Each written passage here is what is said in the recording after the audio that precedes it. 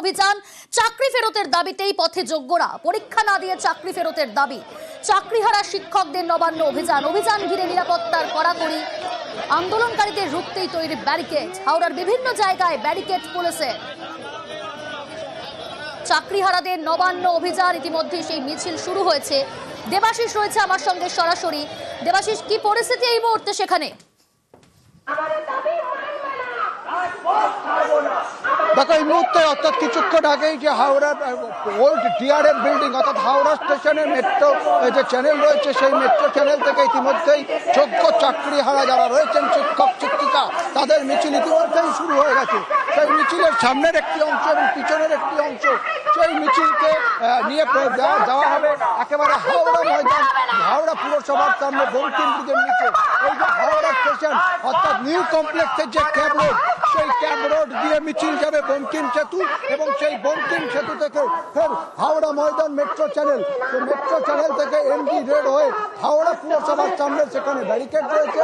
সেই ব্যারিকেডেই এই মিছিলকে আটকানো হবে। তবে একাধিক মিছিল বিভিন্ন জায়গা দিয়ে যদি দিয়ে গলে না যায়, সেই কারণে বিস্তীর্ণ জায়গায় কিন্তু ব্যারিকেড করা হয়েছে।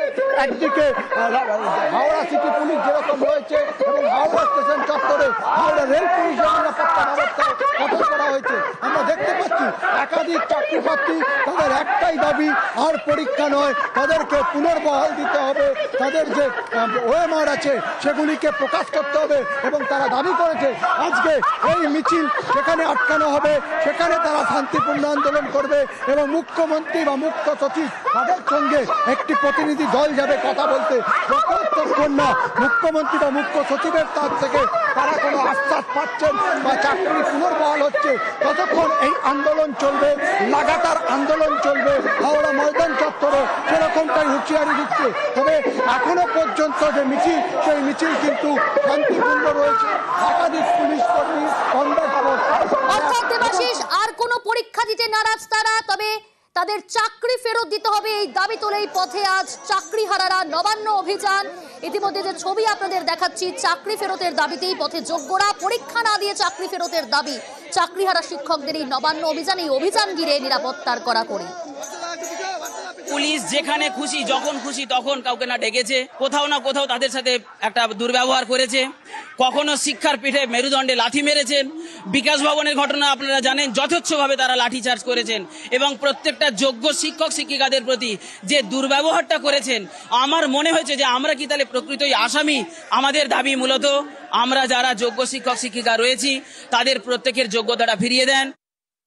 22 লক্ষ ওএমআর প্রকাশ করতে হবে। সেই 22 লক্ষ ওএমআর প্রকাশ করে যোগ্য সার্টিফাইড শিক্ষক শিক্ষিকা ও শিক্ষাকর্মী যোগ্য যারা, তাদের লিস্ট প্রকাশ করে সুপ্রিম কোর্টে রিভিউ পিটিশনে দিয়ে সেখান থেকে আমাদের চাকরি পুনর্বহাল সসম্মানে সবেতনে পুনর্বহাল করতে হবে। অবশ্যই আমরা যাব। এই পুলিশ নিরীহ শিক্ষক শিক্ষিকা শিক্ষাকর্মীদের আটকাতে পারেন, চোরেদের আটকাতে পারেননি। আমাদের বার্তা একটাই, 22 লক্ষ ওএমআর কে প্রকাশ করে যোগ্য বিচার করে তাদের সসম্মানে জায়গায় যত শীঘ্র সম্ভব বহাল করতে হবে। পুলিশ যদি বাধা দেয়, আমরা সমগ্র বাধাকে উপেক্ষা করে এগিয়ে যাব। আমরা আটকানোর জন্য তো এতজন আসেনি, আজকে আমরা আমাদের হকের চাকরি ফিরিয়ে নিবই। এতে যা করে আমাদের বুকে যদি গুলি মারতে হয় মারবে, আমরা পুরো বুক ভিতরে দিব গুলি খাওয়ার জন্য।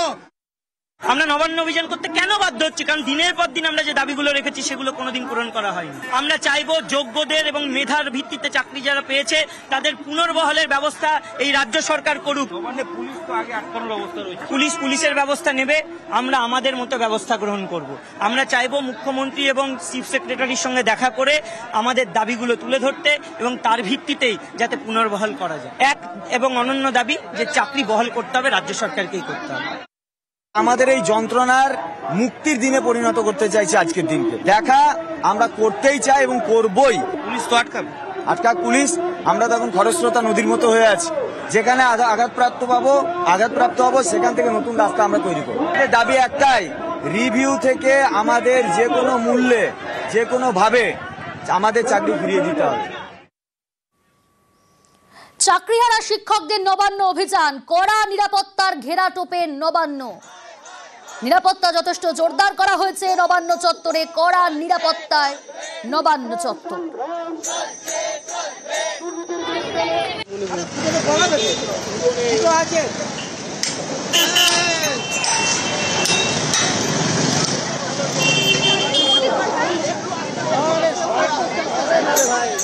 টেলিফোন লাইনে রয়েছে প্রতিনিধি সোমরাজ। সোমরাজ, নবান্ন চত্বরে নিরাপত্তা কতটা জোরদার করা হয়েছে, কি ছবি এই মুহূর্তে সেখানে?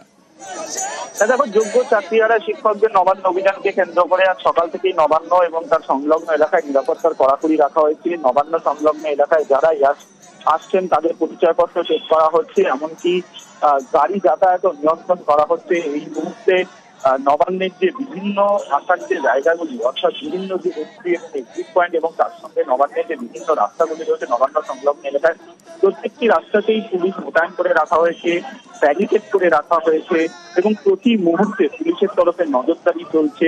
বিশেষ করে নবান্ন বাস স্ট্যান্ড সংলগ্ন এলাকাগুলিতেও পুলিশের তরফে প্রতিনিয়ত নজরদারি চলছে। আজ সকাল থেকে নবান্ন সংলগ্ন এলাকায় যারাই ঢুকছেন বা যে সমস্ত গাড়িগুলি আসছে সেগুলিকে প্রত্যেকটিকে চেকিং করা হচ্ছে এবং তার সাথে যে সমস্ত স্টাফেরা আসছে বা নবান্ন সংলগ্ন এলাকায় বহু মানুষ আসে, তাদের সবার নির্দিষ্ট পরিচয়পত্র এবং কারণ জানানোর পরেই তাদেরকে নবান্ন সংলগ্ন এলাকায় আসার অনুমতি দেওয়া হচ্ছে। ফলত সব মিলিয়ে আজ চাকরিহারা শিক্ষকদের এই নবান্ন অভিযানকে কেন্দ্র করে নিরাপত্তার কড়াকড়ি রাখা হয়েছে। যেহেতু এই মুহূর্তে মিছিল শুরু হয়ে গেছে, তাই গোটা নবান্ন সংলগ্ন এলাকায় নিরাপত্তার কড়াকড়ি ব্যবস্থা করা হয়েছে। বেশ। তিনি জোর গলায় বলছেন যে তাদের মৌলিক